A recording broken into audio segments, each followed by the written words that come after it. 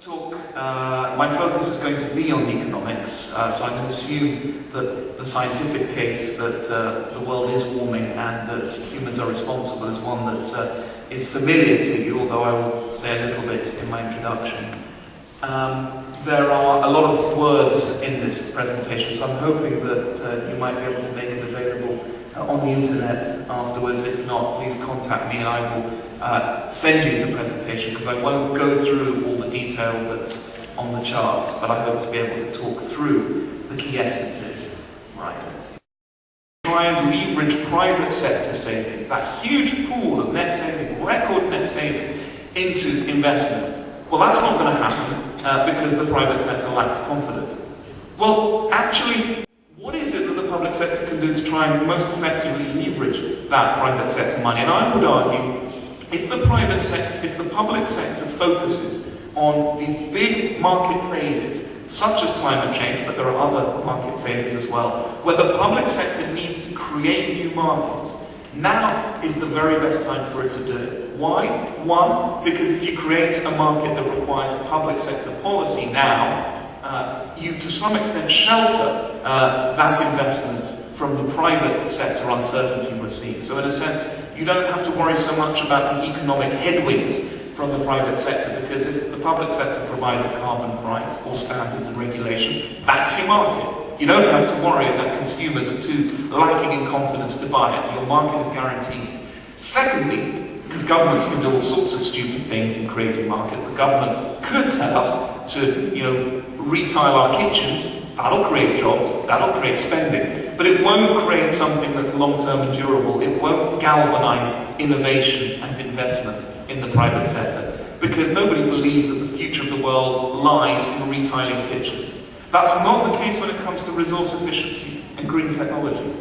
Most of the private sector knows that this is the way the world's going to go. Most of the private sector wants a successful green industry. They just want to have a clear, credible policy signal from governments to make that monetize in the next few years and over the long run. So if the government just changes policy signals a small amount, you can create a credible market that not only gets you through the current economic crisis, but is durable and profitable in the next 10, 20 years. And a lot of the most forward-thinking governments, including those in Germany, understand this. This is a profit-making opportunity. It doesn't, and the beauty is, it doesn't require significant public spending, because there isn't. There aren't resources of the public sector. It just requires small changes to policy. A carbon price actually raises revenue. Standards and regulations that cost the government nothing. But having these credible signals is enough in the present environment to try and make use of those record private savings and put them into something that leaves a lasting legacy, that when we come out of this economic slump, we feel we took advantage of that opportunity, not only to stimulate the economy, but to invest in stuff that our economy needs at a time that it was most cost effective to do so.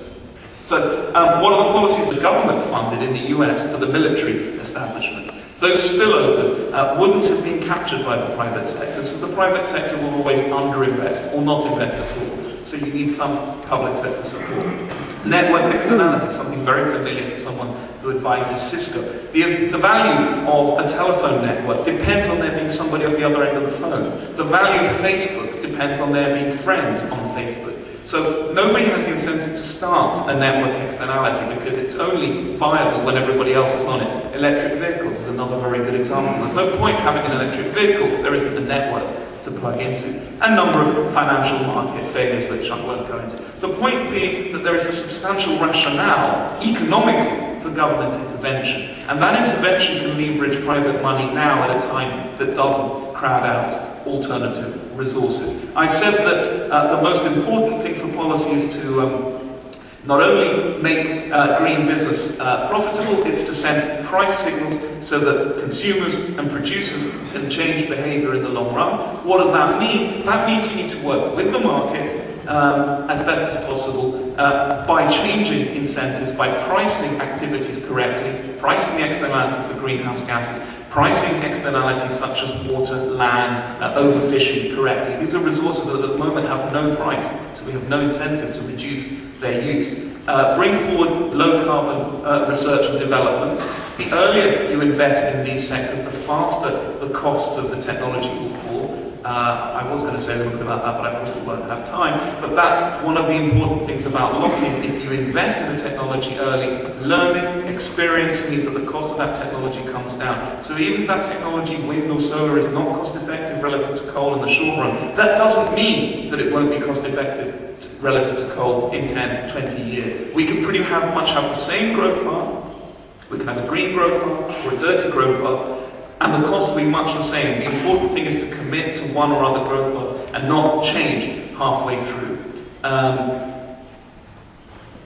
You need to overcome information barriers, and that requires standards and regulations, and you need to promote a shared understanding of responsible behaviour. In the urban context, there's a very good example. You can lock into infrastructure that makes walking and cycling very cost-effective. Copenhagen or Barcelona or Amsterdam. Now, why do they have cycling in Copenhagen? Well, partly because there's an infrastructure for cycling in Copenhagen, right? Well, why is there an infrastructure for cycling in Copenhagen? Well, stupid. It's because everybody cycles. Well, hang on, this is like a chicken and egg, right? You've got this environment where you've got the infrastructure which encourages the behaviour, which encourages the investment in the infrastructure. So how do you break into that kind of lock-in, which is not just physical, it's also psychological? By changing behaviour, people demand the kind of behaviour that... So you've got cities on the one hand which become very sustainable. The carbon footprint of Barcelona is about 10% or 5% of that of the average American city like Atlanta or Phoenix. It's too late for Atlanta or Phoenix to change their physical lock-in and their behavioural lock-in. So you have to think of ways when you're building cities in China and in India that you lock in to the right kinds of technologies. The important thing is that establishing this kind of credibility takes time. Confidence requires expectations that what the government is doing is not just a temporary measure, it's something that will last into the medium term. It means that your policy frameworks have to be consistent and non-arbitrary, because otherwise all you end up doing is you replace a market failure with a policy failure. So you need to have policy that doesn't discriminate between technologies. It just says this is the outcome we want to achieve, but it uses the market, it uses competition in a way that tries to bring about outcomes that favour society, rather than just allow big industries to lobby for large sums of government money. And that's in nobody's interest. So how you set up your policy frameworks is something that matters a lot. And then just finally, because I've probably already run out of time, the important thing to note is that this is something that the private sector is interested in, because it's an enormous, staggeringly large opportunity.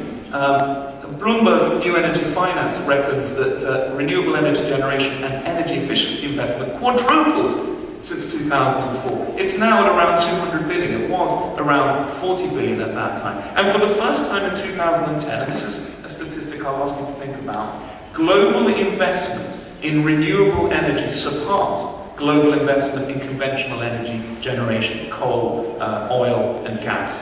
That's happening already. That's happening without the kind of coordinated policy response that we've seen. HSBC forecasts that the market by 2020 for low carbon technologies will be around $2.2 trillion and rising faster than almost any other sector. I mean, this is an enormous market opportunity, and a lot of countries have realised that. That's why you've got a green race. And in particular, starting in those countries which are more open to trade and exports. South Korea, China. China, in its 12th five-year plan, has committed to 7 magic industries that it will transform, that it is proposing to transform the Chinese economy. And by the way, when China says it's going to do these things, it does these things. 4 out of those 7 magic industries are green industries. So the industries that China wants to focus on, 4 out of the 7 ones it wants to transform its economy are green industries. Electric vehicles, renewable energy, energy efficiency, and smart technologies. So this is China. It's not doing this because it loves the planet particularly any more than anybody else does. It's doing this because it knows that this is a growth market that it will supply exports to. And the longer the US doesn't do it, the more that they're going to supply the technologies to the US. We saw what happened to the US car industry.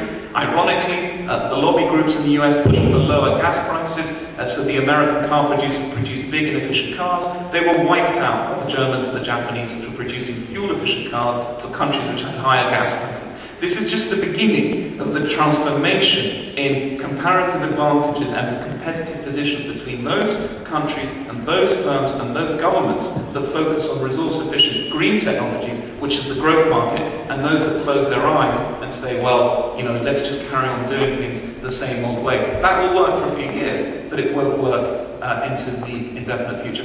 It's up to you if you want me to talk about Durban, otherwise I can stop there. Do you want me to say a few words about 3 minutes? Okay, well that's more than enough. There we go. I'm gaining time.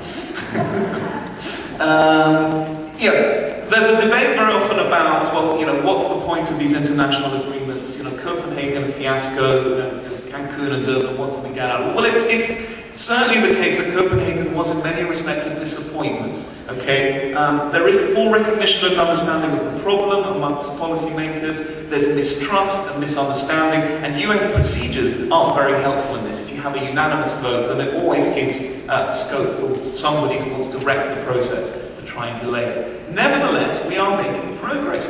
Post-Copenhagen, you had 114 developed and developing countries by the end of last year who had associated themselves with the Copenhagen Accord. They would not have done that if there wasn't a UNFCCC process. These are national plans that they've associated them with. 75 countries, 80% of global emissions, and this includes the big ones, so it includes the US, it includes China, submitted national plans with targets and actions, specific actions. This would not have happened if there wasn't a UN process. It doesn't have to be legally binding. I mean, the whole disappointment over Copenhagen is that we didn't get a legally binding deal. Well, what does legally binding mean, right? On the one hand, you've got Canada. It subscribed and signed and ratified Kyoto. Did it pay any attention? Absolutely not. It was meant to reduce emissions by 5%, and they're now 20 plus. Pulled out of the next round, so it doesn't care. So there's no incentive in these kinds of legally binding frameworks. But having a global top-down process does galvanize national action plans. If you're a government and you want to show your population that you should do something, it really helps to be able to say, look, we're not the only ones. There are other countries doing the same thing. At the same time, if you're doing something domestically, it's much easier on the international stage to show other countries that you're actually taking concerted measures when you want them to take concerted measures.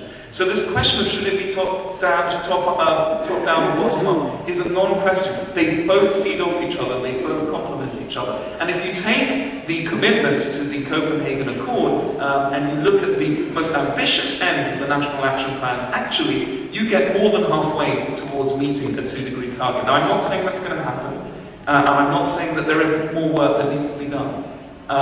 We don't have time on our hands. I've said that delay is very, very costly. And the process clearly isn't moving fast enough. But it is moving, and businesses recognise it is moving. There's only one direction for this. The world will become carbon constrained. Governments are increasingly committing. The next phase is to link up the Copenhagen process with the UNFCCC process in 2015 to come up with a legally binding target based on national action plans. And this time, in Durban, the US and China have agreed to this. We're moving in the right direction. It's important that this is recognised, and it's important that businesses are given the opportunity to make money out of this, because not recognising this is the surest way not only to raise the risks of climate change, but also to ensure that the opportunities and prospects are not taken advantage of. So we really must grasp this opportunity, because failure to do this risks locking into something that is unsustainable and very unprofitable. Thank you.